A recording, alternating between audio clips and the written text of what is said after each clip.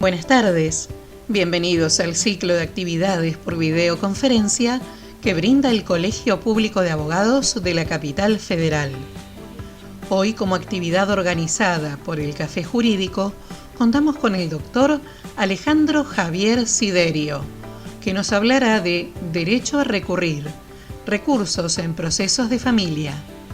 Les recomendamos que mantengan los micrófonos en silencio para evitar interferir en la locución del expositor y de surgir alguna pregunta, la realicen vía chat.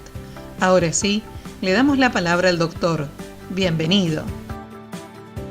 Buenas tardes a todos y a todas. Si quieren prender las cámaras, así nos vemos, resulta más ameno siempre. Agradezco la invitación del Colegio Público de Abogados de la Capital Federal. Siempre es una actividad muy enriquecedora poder intercambiar con los colegas y las colegas que litigan en el fuero.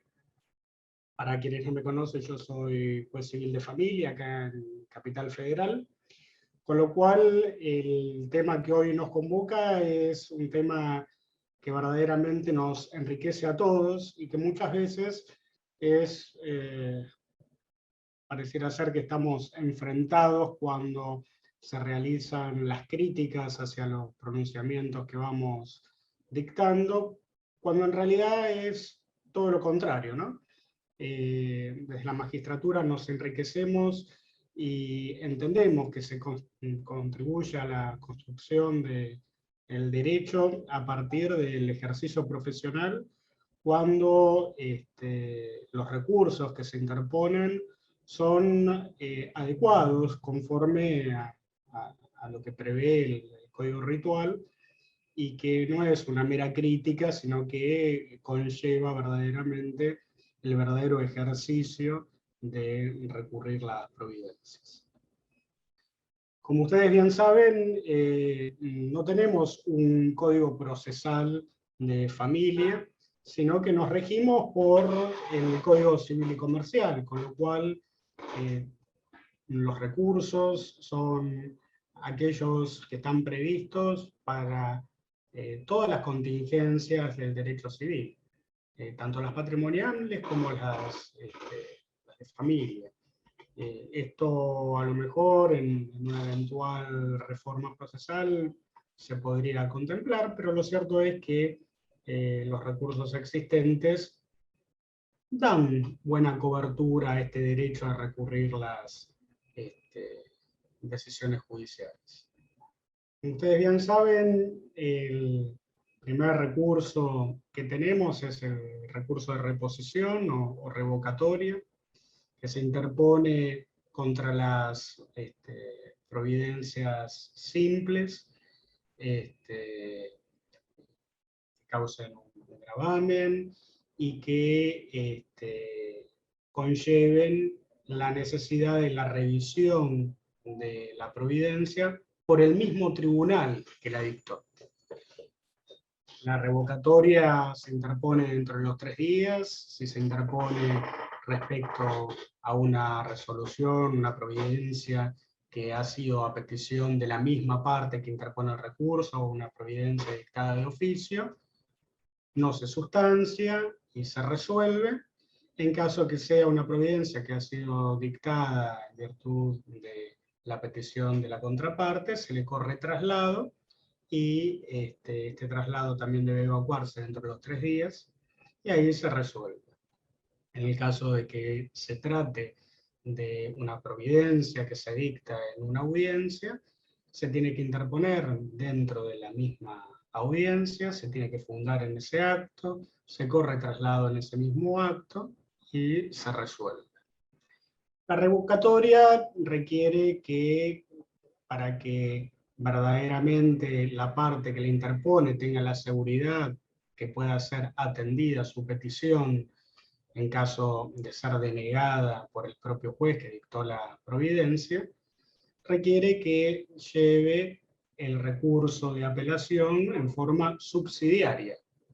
Es decir, que si el litigante interpone una revocatoria sin la apelación en subsidio, pierde la oportunidad de que esa resolución sea revisada por el superior. Con lo cual, siempre que se interpone una revocatoria, es necesario que se adicione el recurso de apelación en subsidio.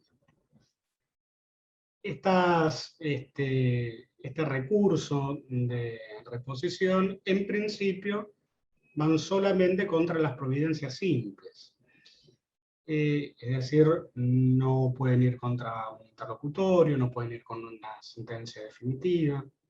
La única excepción que tenemos son las medidas cautelares, donde es una medida que muchas veces se encuentra fundada, que tendría estos requisitos de tipicidad de un interlocutorio, porque muchas veces conllevan una fundamentación, pero sin embargo se prevé expresamente que las medidas cautelares sean susceptibles de reposición.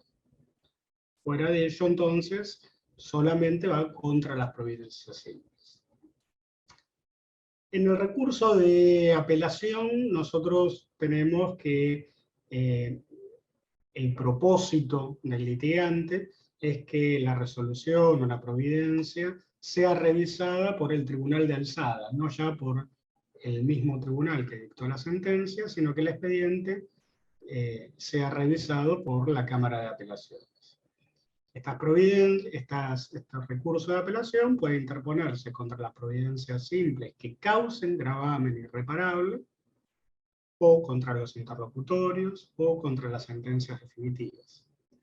Los recursos de apelación se interponen dentro de los 5 días de dictada la resolución o la providencia, y hay diferentes efectos y formas de conceder el recurso. La forma libre solamente se concede contra las sentencias definitivas de los juicios ordinarios, y esto permite que el recurso, al fundarse en la alzada, abra la posibilidad de que el tribunal de alzada reconsidere algunas pruebas que hayan sido o denegadas en primera instancia, o que hayan sido decretadas negligentes o caducas, y da la posibilidad entonces que se abra el expediente a prueba en la segunda instancia. En cambio, el recurso que se concede en relación, de alguna forma circunscribe la labor de la alzada a las constancias que existan en el expediente. La Cámara se encuentra limitada al conocimiento solamente de aquellas constancias que ya se produjeron en el expediente. Después vamos a volver a hablar un poquito de esto. Respecto de los efectos con que se concede la apelación, tenemos el efecto suspensivo o el efecto devolutivo. Como regla general, si no hay una norma expresa que prevea el recurso con efecto devolutivo, el recurso es con efecto suspensivo como regla general. Esto quiere decir que la providencia o que la resolución no puede ser ejecutoriada hasta tanto la alzada se expida respecto del recurso interpuesto. En cambio, cuando el recurso se concede con efecto devolutivo, se realiza lo que se llama el incidente del artículo 250, el expediente principal queda en primera instancia para seguir adelante con la prosecución del trámite, y esta providencia o esta resolución que está recurrida es ejecutoriable, mientras que el incidente del artículo 250 se conforma con las copias necesarias para que la alzada conozca sobre el recurso que está interpuesto. Interín que la Cámara conoce sobre el recurso, la providencia puede ejecutarse. En verdad, en derecho de familia es bastante frecuente el recurso con efecto devolutivo, porque muchas de las providencias que se dictan son cautelares, y además existen expresos recursos con efecto devolutivo, por ejemplo, respecto a la sentencia de alimentos. En el caso de la sentencia definitiva de los alimentos, se hace diferente al procedimiento que se realiza con una cautelar. Se forma un incidente también, pero es el incidente que está previsto por el artículo 650. Entonces, se realiza testimonio de la sentencia, se certifican los domicilios, y ese incidente del 650 permanece en primera instancia para poder ejecutarse la sentencia de alimentos, mientras que lo que va a Cámara es el expediente principal con todas las constancias para que la alzada conozca respecto de todas las pruebas que están producidas, respecto de todo el procedimiento. En materia de familia, existen procesos que son cautelares. La denuncia de violencia familiar conlleva un procedimiento que anticipa la protección definitiva de las víctimas, y entonces, en general, pese a que en cada resolución se menciona que el pronunciamiento es cautelar, tenemos que tener en cuenta que son providencias en marco de un proceso cautelar, es decir, un proceso que no va a abarcar una resolución definitiva, sino que el contenido de la relación de familia tendrá que versar o tendrá que trabajarse en otro incidente, en otro tipo de proceso. El proceso de la denuncia de violencia familiar en sí mismo es un proceso cautelar y convoca justamente a tomar medidas urgentes, una exclusión del hogar, una prohibición de contacto, una perimetral, ¿sí? Alimentos provisorios. Estos son brevemente los recursos con los que habitualmente contamos al momento de recurrir las providencias, las resoluciones.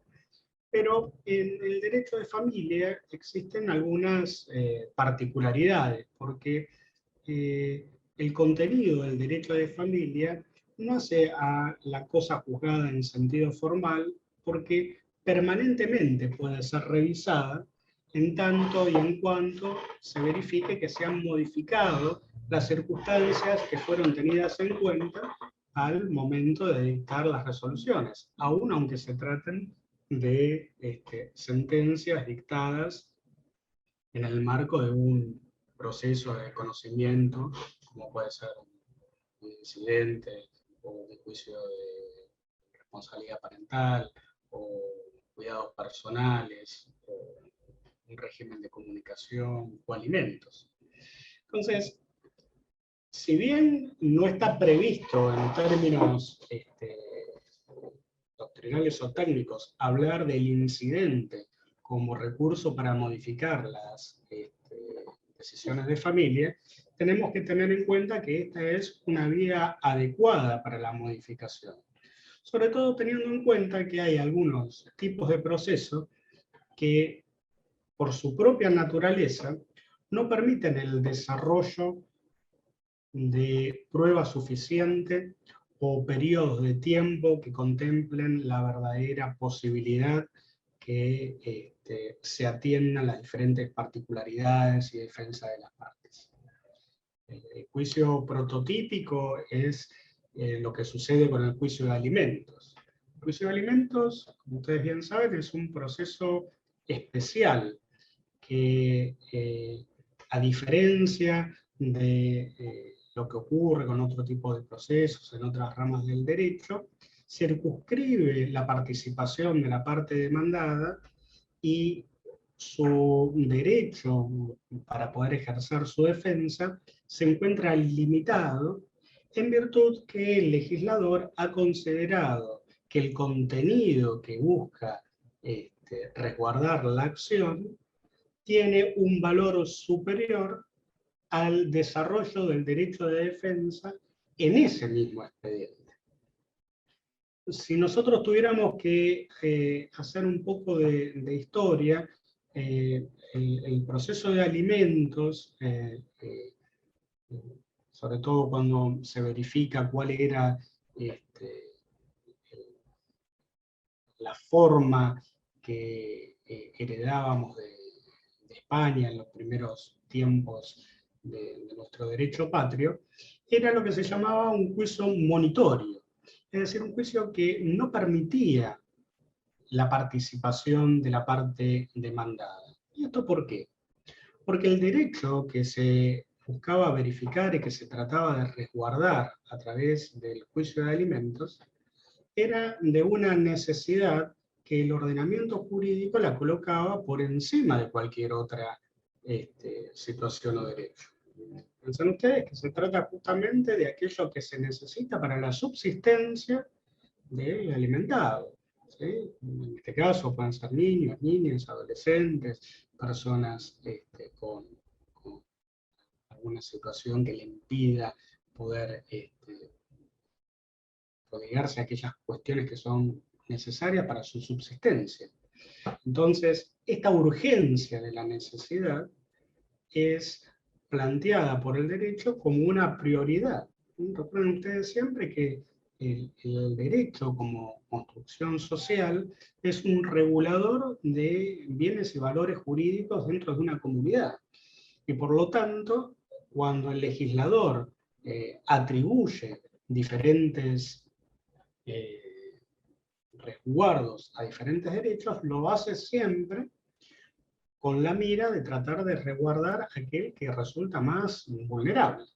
Entonces, en ese marco, el proceso de alimentos, en la antigüedad, no permitía siquiera la participación del obligado alimentado. Con el correr del tiempo, se fue permitiendo esta participación, y en nuestro Código Procesal, la provincia de Buenos Aires es similar, y en el interior también, se permite la participación del obligado, pero limitando su ejercicio.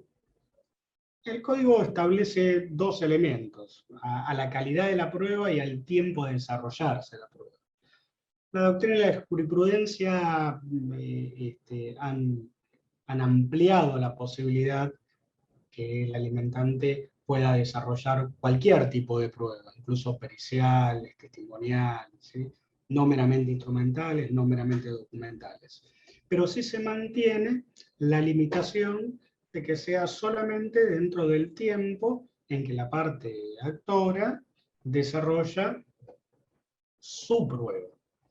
Entonces, cuando la parte actora termina de producir su prueba, prueba que se provee en el inicio, y esto puede ser a lo mejor en un tiempo muy diferente al tiempo en que fue anoticiado el alimentante de la demanda, se puede producir un desfasaje, porque la parte actora ha desarrollado toda su prueba, el alimentante se presenta a lo mejor 2 meses después, porque fracasaron las diferentes notificaciones y demás, y cuando el demandado quiere producir su prueba, la parte actora dice, no, ya produje la mía, solicito sentencia.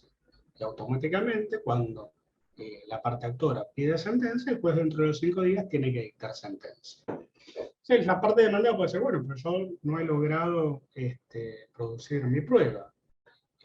Está de alguna forma violándose mi derecho de defensa en juicio. Bueno, para esto justamente está la solución del incidente de revisión o modificación de cuota alimentaria, donde justamente lo que puede plantearse es que el alimentante no ha podido ejercer su derecho de defensa y no ha podido producir pruebas.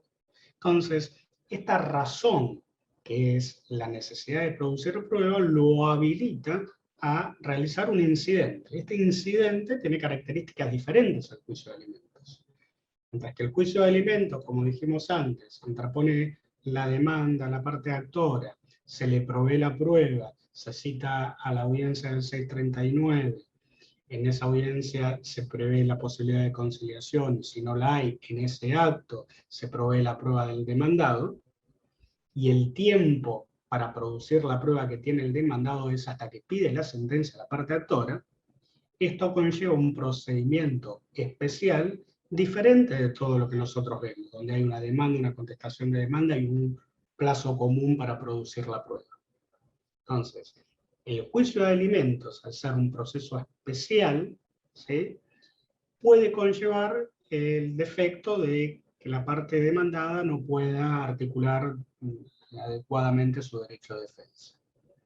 Pero el ordenamiento ritual prevé la posibilidad que se revea esa cuota alimentaria a través de un incidente de modificación de cuota alimentaria.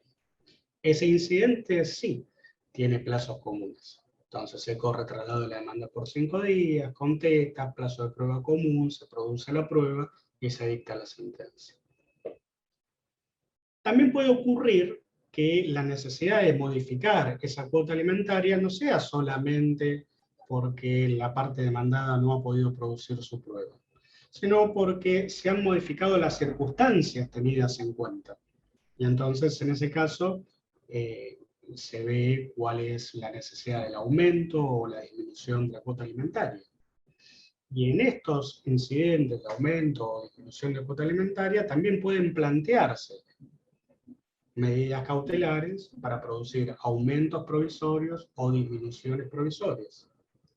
En esos casos, esas medidas cautelares pueden ser recurridas vía revocatoria, apelación en subsidio, y esas apelaciones pueden deben dictarse con efecto devolutivo.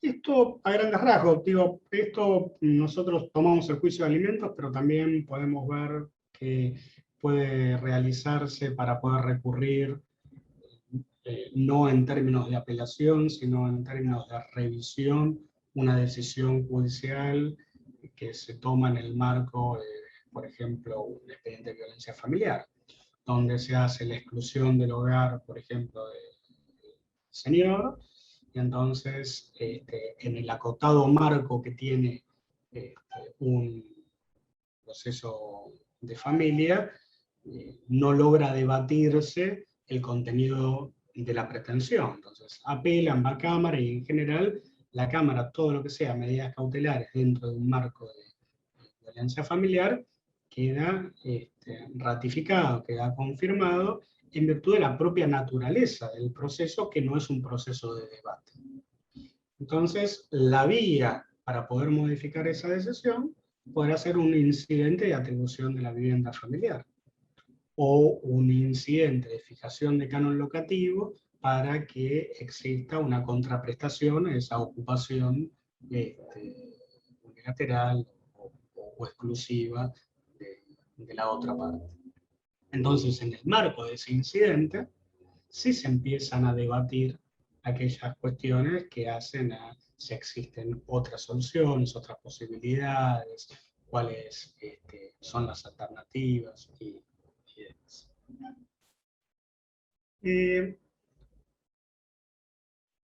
Algunas veces lo que nosotros vemos en primera instancia es alguna dificultad respecto del contenido, o mejor dicho, de la actividad que desempeña la alzada respecto a los expedientes de familia. Esta es una cuestión que me parece sumamente oportuna abrirla y conversarla en el marco del Colegio Público de Abogados, porque esto requiere de ciertas modificaciones que creo que benefician al conjunto de la comunidad jurídica, y donde el Colegio Público de Abogados tiene una injerencia y una participación activa importante. Mientras que el Código Civil y Comercial garantiza la especialidad de los jueces de familia en primera instancia, observamos que este requisito no es cumplido en el Tribunal de Alzada, con lo cual se rompe un criterio que tiene que ver con la mayor especialización de aquel que revisa una resolución de primera instancia. Si nosotros tenemos una dolencia y tenemos que acudir a un médico, supongamos, vamos a un gastroenterólogo, que es un especialista, y este gastroenterólogo nos hace un diagnóstico, y nosotros no estamos conformes con ese diagnóstico, o dudamos y queremos una segunda opinión, o queremos revisar ese diagnóstico, vamos a acudir a un especialista mayor que ese especialista al cual nosotros concurrimos. No vamos a ir a un médico clínico o a un generalista.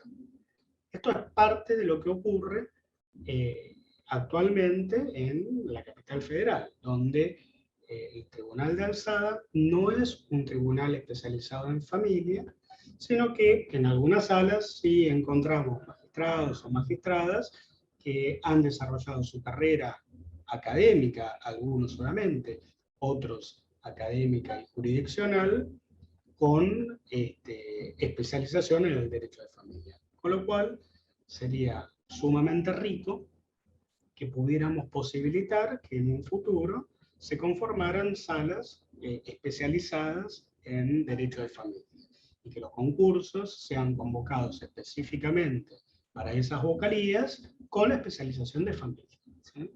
Esto creo que es algo que nos puede enriquecer a todos, porque yo creo que muchas veces hay una gran desazón de los litigantes cuando se encuentran con determinados fallos que tienen menos fundamento que los fallos de primera instancia. Y esto resulta frustrante para los litigantes, es decir, para las partes a las cuales ustedes, abogados, abogadas, les tienen que explicar, ¿sí? Lo que ha ocurrido, pero también muchas veces resulta frustrante para los propios magistrados de primera instancia, ¿no? Donde pretendemos a lo mejor que al momento de ser revocados o ser confirmados, se respete el trabajo realizado en primera instancia con otro tipo de argumentos.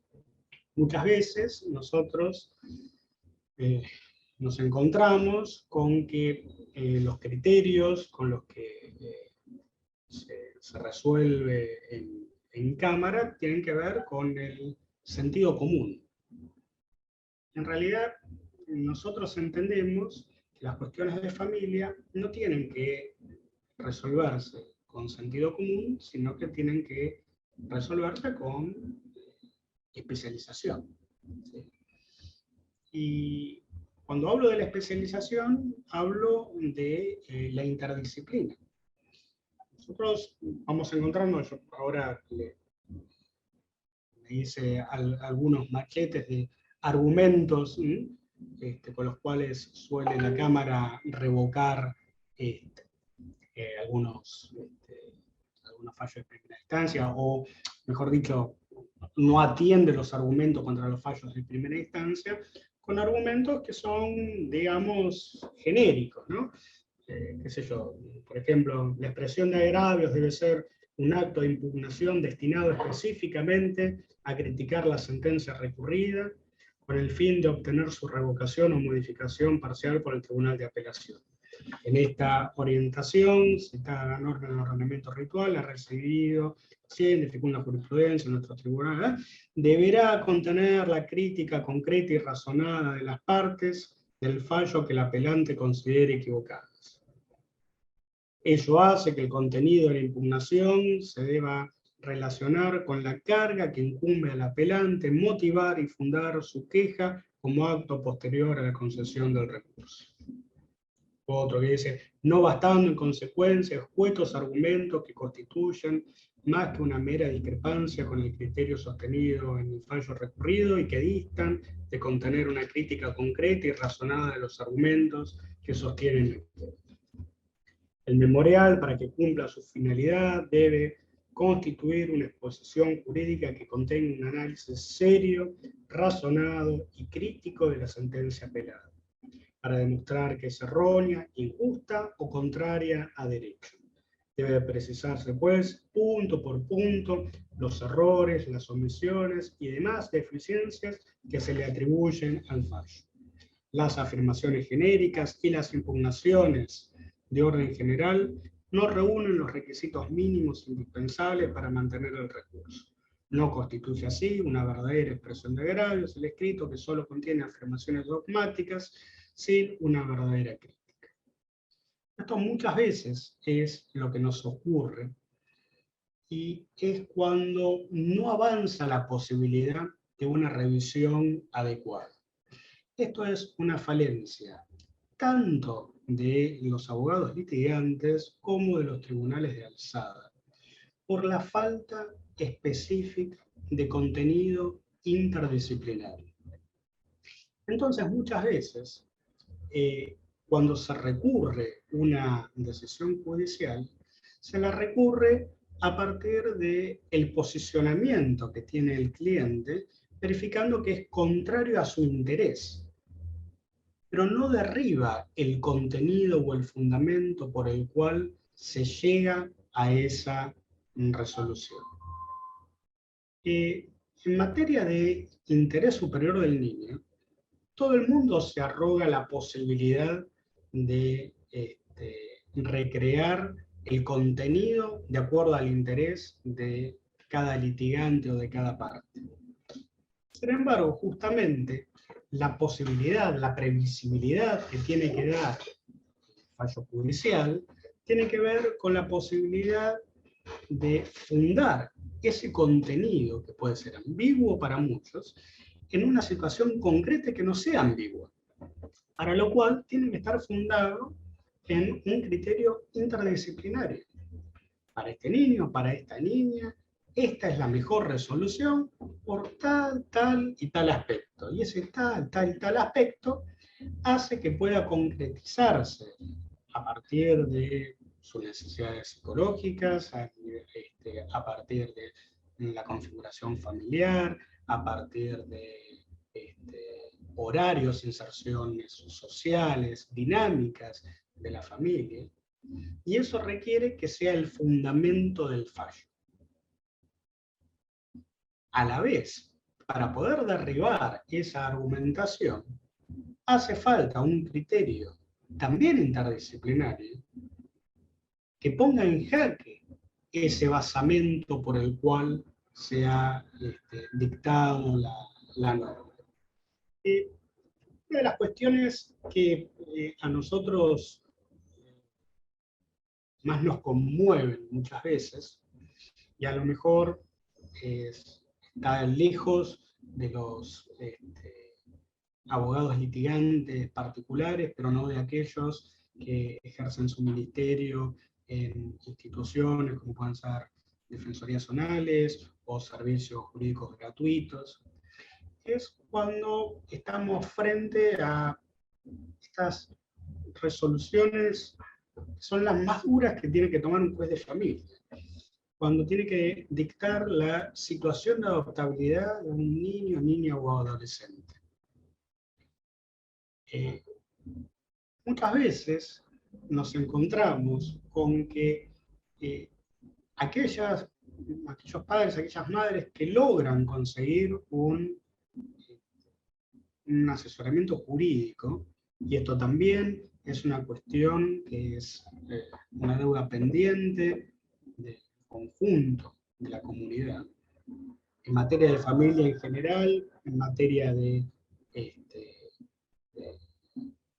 medidas excepcionales en particular, se requiere que haya un patrocinio jurídico que sea eficaz, eficiente y altamente capacitado para poder defender estos derechos.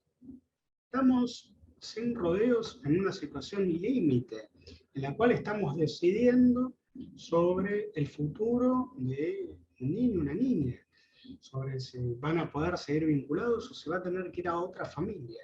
Es una situación que es límite.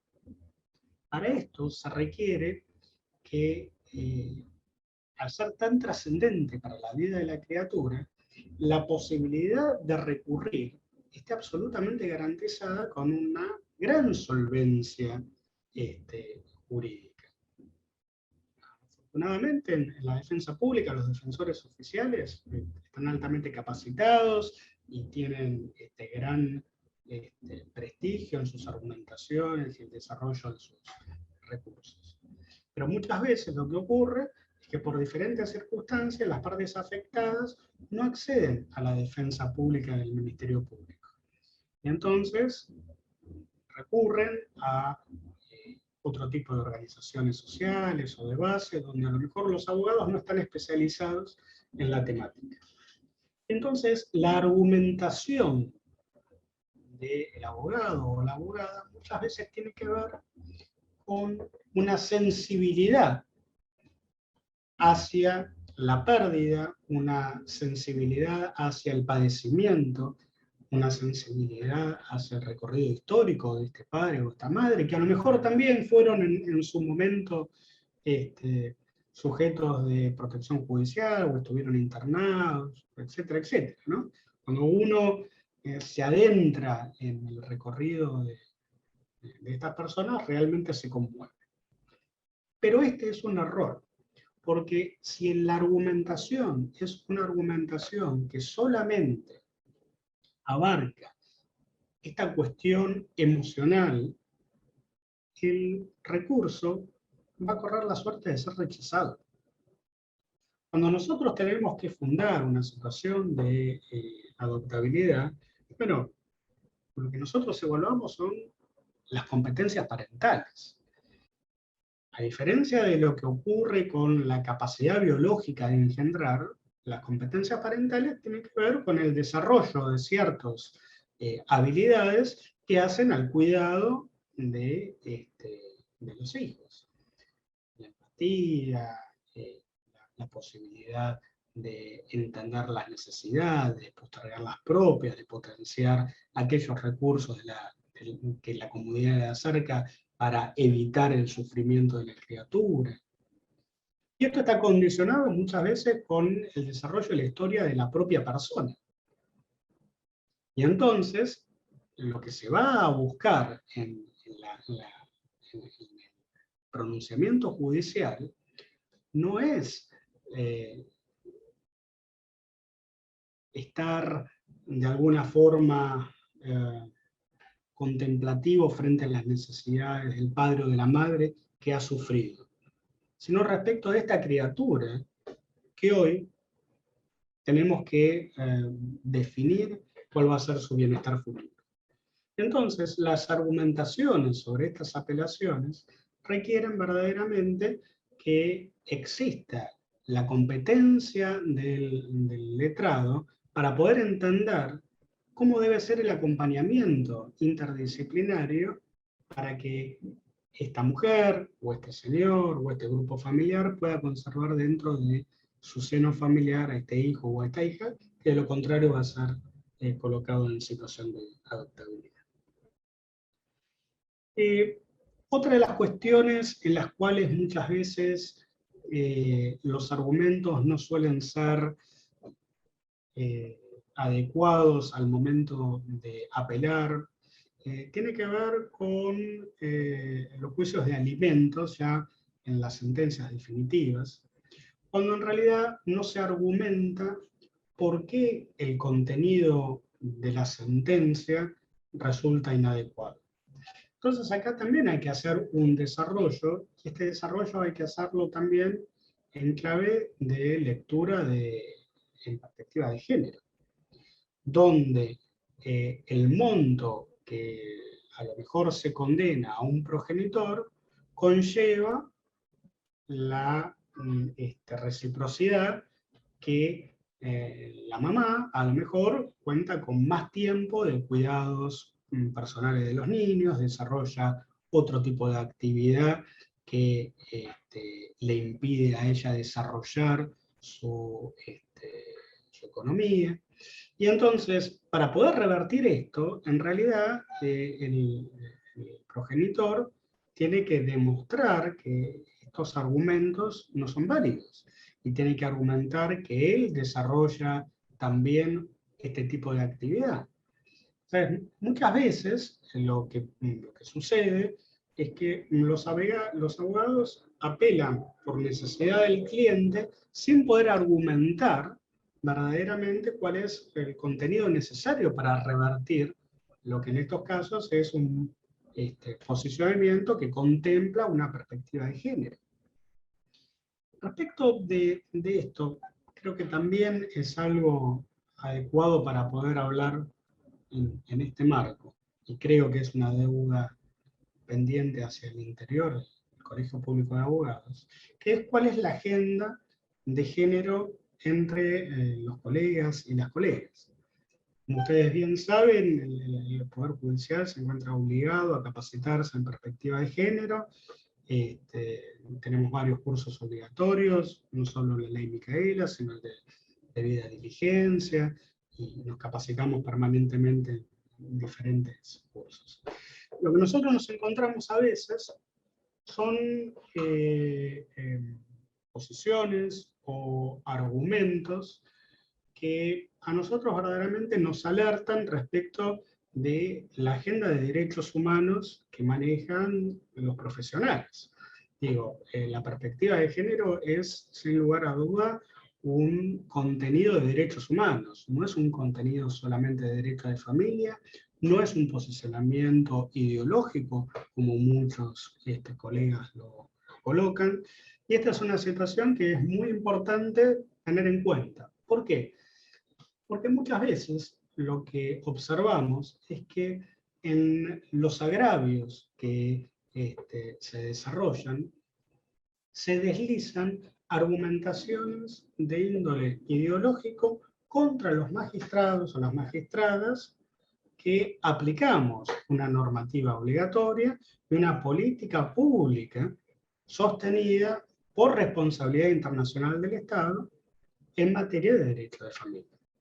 Entonces, tanto la Convención sobre la Eliminación de todas las formas de discriminación contra la mujer, que forma parte de la Constitución, como la Convención Interamericana de Belén do Pará, que si bien no tiene rango constitucional, está por encima de las leyes regulares, porque forma parte, a través del Tratado de Viena de Derecho de los Tratados, del marco jurídico de aplicación. Estamos obligados a tomar esta perspectiva para poder fallar en cada uno de los casos. Y fallar con perspectiva de género es tener en cuenta ciertas particularidades que tienen que ver con la distribución del poder en una familia. No solamente en lo económico, sino en la toma de decisiones, que puede tener que ver con la iniciativa para un cambio de colegio, o un periodo de vacaciones, o para la mudanza de un domicilio, o contemplar necesidades específicas que tengan que ver con la posibilidad de desarrollo profesional, por ejemplo, de las madres, donde muchas veces nos encontramos en materia de alimentos con que el progenitor dice, bueno, pero yo puedo pagar hasta tanto. Bueno, señor, pero usted pagando hasta tanto no permite el desarrollo de la actividad de la señora. Porque la señora, para poder salir a trabajar, necesita que los chicos se queden con alguien. Y usted trabaja, y usted no le permite a la señora trabajar, quienes se perjudican son los chicos porque tienen una menor cobertura económica, pero también usted está haciendo una violencia económica respecto de la mujer porque le impide el desarrollo de sus habilidades, sus actividades y de su condición como sujeto de derecho que le permite insertarse en el mercado laboral. Entonces, estas cuestiones tienen una relevancia que es importante. Muchas veces nos encontramos con que en las expresiones de agravios, agravian a los magistrados, agravian a la persona que dicta el fallo y no a la argumentación volcada a partir de los silogismos con los cuales se analiza la prueba.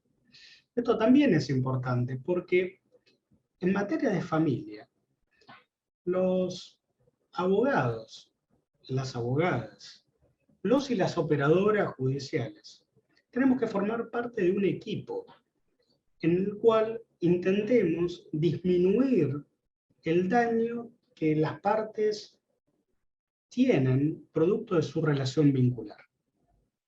Muchas veces nos encontramos, esto en forma indistinta, abogados hombres o abogados mujeres, que tienen un nivel de beligerancia donde atacan al colega, a la colega que defiende a la otra parte, o muchas veces al tribunal.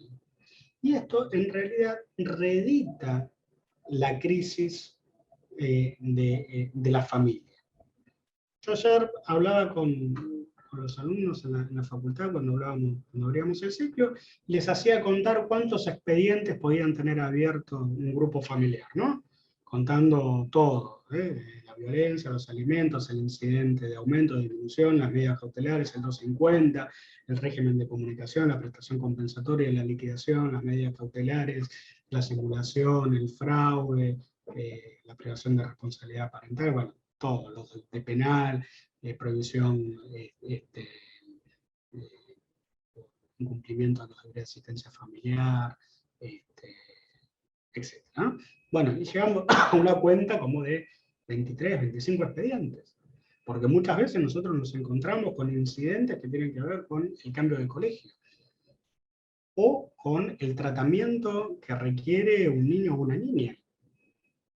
Si tiene que ir a tal establecimiento o a tal otro, si tiene que ir a tal tipo de tratamiento médico. Yo he llegado a ver cosas verdaderamente muy dolorosas, ¿sí? Y ahí es donde es necesario que los abogados, las abogadas, cooperen con la búsqueda de la solución. Mejor la solución no necesariamente tiene que ver con el interés particular del cliente, sino que tiene que ver con un interés que supera al del propio cliente, que es el bienestar familiar. Porque muchas veces uno puede litigar por un incidente y ganarlo, pero esto dispara que la contraparte promueva otro incidente por otra cosa, para tratar de ganarlo también. Y así la belicosidad empieza a escalar. En vez de encontrar matrices de entendimiento, pautas para tratar de entender que en el derecho de familia no hay vencedores ni vencidos, pese a que muchas veces esta es la sensación que tienen las partes y a veces los abogados, ¿sí?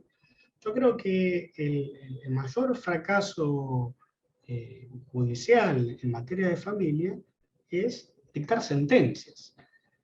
Hay veces que es cierto que la sentencia es necesaria y es parte del rol social que tenemos jueces, las juezas, porque si uno quiere pagar 5 de cuota alimentaria y el otro quiere 100 y no hay posibilidad de llegar a un acuerdo, bueno, es una función jurisdiccional, decir, bueno, la cuota alimentaria es tanto y esta es una función que es pacificadora, ¿sí? Pero en realidad, la matriz por la cual no se llega a ese entendimiento tiene que ver con la dificultad de entender la necesidad del otro, de entender el rol que ocupa el otro en la vida familiar, lo que simboliza aquello que se está reclamando, y cuáles son las consecuencias de sostener a ultranza esa petición. Muchas veces he visto resoluciones judiciales que le han dado la razón a uno de los padres, por ejemplo, y que eso ha tenido un costo emocional altísimo, no solamente por todo el tiempo de litigio, sino por la consecuencia vincular que conlleva ese triunfo, que muchas veces lo único que hace es posibilitar un nuevo desencuentro. En materia de perspectiva de género también, es necesario poder analizar la prueba que se produce. Yo en algún fallo me aventuré a decir, tomando otros autores, no soy innovador en esto, que el derecho es machista patriarcal. Está realizado bajo la órbita y bajo una hegemonía y una perspectiva de un un estereotipo de hombre de relación jurídica particular, y me aventuré a decir que en particular esta característica también atraviesa al derecho procesal. ¿Por qué? Porque hay condiciones particulares que tienen que ver con las situaciones de vivencia de mujeres, pero también de niños y niñas, ¿sí?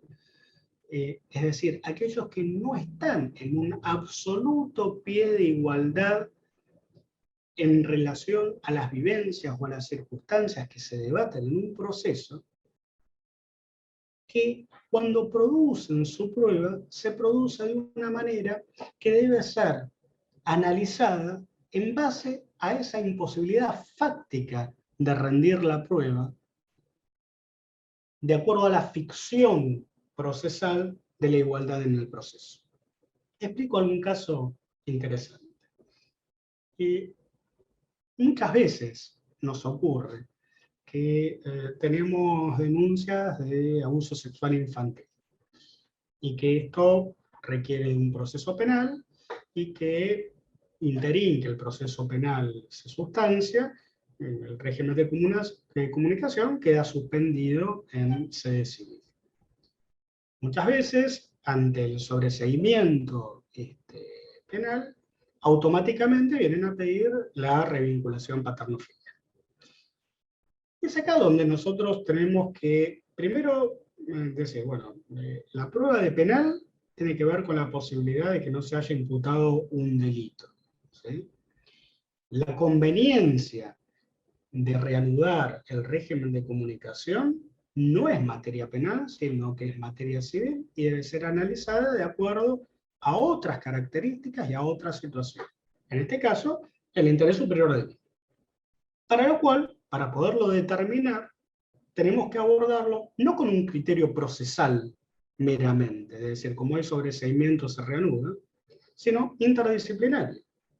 Este niño, esta niña, ¿está en condiciones de revincularse con el papá o con la mamá? Bueno, entonces el trabajo interdisciplinario es el que nos va a dar la pauta, si lo está, de qué forma debe ser. Esto es justamente la diferencia. ¿Por qué? Porque tal vez en la forma de producción de prueba en el proceso penal no se contempla la especificidad de la necesidad de la víctima o de la criatura a la hora de rendir su propia prueba. Y hay veces que ocurre que van a una cámara Gesell que dura 45 o 50 minutos, esto se completa con otras 2 entrevistas, y a lo mejor tenemos un total de 1 hora y media o 2 horas de diferente forma de trabajo pericial en sede penal, ¿sí? Pero cuando nosotros trabajamos la revinculación en civil y nosotros trabajamos en base de la particularidad y las vivencias de la criatura, y tomamos contacto a lo mejor con su terapeuta, nosotros vamos a encontrar que a lo mejor en el espacio terapéutico, que a lo mejor se viene desarrollando desde hace 2, 3 meses, 6 meses, en una extensión temporal más amplia, donde hay una relación terapéutica transferencial, y esto es un elemento diferenciador de lo que ocurre en una relación pericial, el malestar o la situación empieza a brindar elementos que permiten indicar, no necesariamente que ha existido el abuso sexual, aunque a lo mejor muchas veces puede aparecer eso, pero que existe una situación en la cual la criatura todavía no se encuentra con la disponibilidad vincular para realizar una revinculación.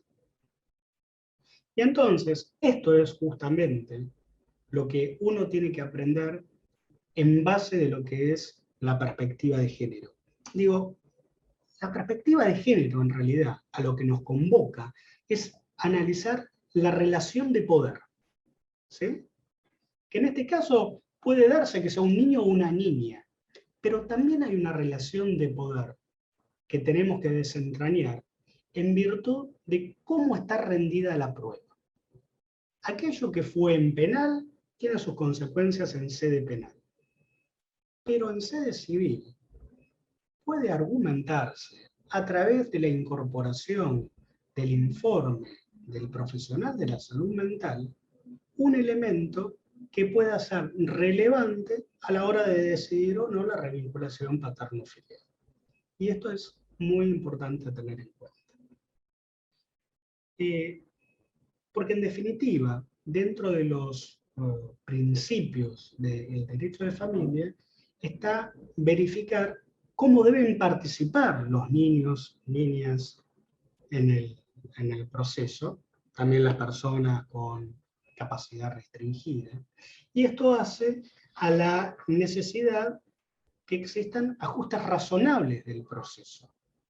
Y dentro de estos ajustes razonables del proceso está la necesidad de contemplar la incorporación de la prueba de una forma que resulte satisfactoria a la defensa del derecho de quienes son más vulnerables.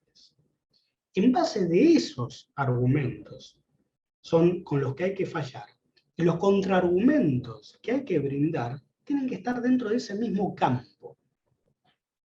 No puede justaponerse a un argumento interdisciplinario un argumento ideológico. No puede agraviarse un abogado, una abogada que representa a una parte de un fallo que está basado en un criterio interdisciplinario con la sola argumentación de tachar de ideológica la reformulación o la performance que ha volcado el magistrado en el fallo. Bueno, yo abriría la posibilidad de intercambio, porque me parece que en definitiva es la parte más rica de estos encuentros. No sé si hubo preguntas, Juan Pablo. Doctor, tenemos una sola pregunta por ahora, fue todo muy claro, del doctor Roberto Defino, que cuenta lo siguiente: se voy por la actora en un incidente por reembolso de alimentos por incumplimiento de 8 años y en la sentencia nos dieron 1 año. Apelamos y nos conceden el recurso. Las consultas son: ¿qué plazo tengo para fundamentarlo? Y si el demandado puede apelar también, ¿cómo se resolvería esa cuestión? El plazo de toda apelación es de 5 días a partir de la concesión, que toma nota martes o viernes de acuerdo a cuando fue dictado el pronunciamiento. Y la otra parte también puede apelar, porque puede decir no le corresponde ni uno. Y también tiene 5 días para interponer el recurso a partir de haber sido notificado. Luego de concedido, tiene 5 días para fundarlo. De los fundamentos de cada uno de los recursos se corre traslado a la otra parte, traslado que se verifica por nota, es decir, toma nota martes o viernes siguiente a la providencia que corre traslado del recurso, y dentro de los 5 días contesta el traslado. Doc, me llegan mensajes agradeciendo que fue muy claro, no hay ninguna pregunta más, la gente está contenta con la exposición, así que le agradezco un montón, le invito a que se despida y nos vemos el próximo martes con el próximo colega que va a exponer. Bueno, muchas gracias a ustedes por la invitación y quedamos en contacto para otra charla.